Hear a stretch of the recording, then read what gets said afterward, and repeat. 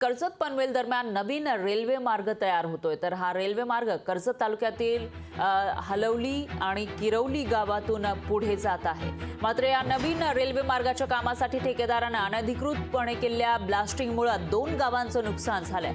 त्यामुळे हलिवली ग्रामपंचायतीच्या सरपंच प्रमिला बोराडे यांनी आमरण उपोषण सुरू केलेलं आहे।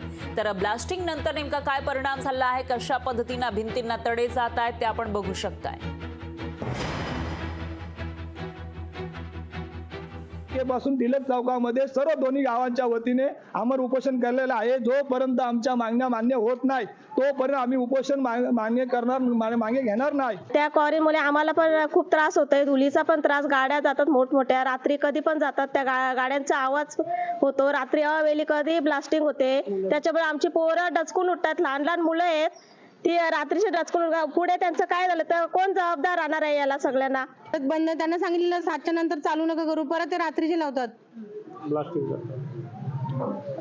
रोड नाही, झोप नाही, कंटिन्यू मोठे मोठे ट्रक जात असतात, चारी बाजूने रोड नाही, काय नाही जायला, मुलांना शाळेत जाता येत नाही, गाड्या एवढ्या मोठ्या मोठ्या जातात, मराठी शाळा इथेच आहे, मुलं कशी काय जाणार बरं। लोकशाही मराठी ऐका, पहा, जागरूक रहा।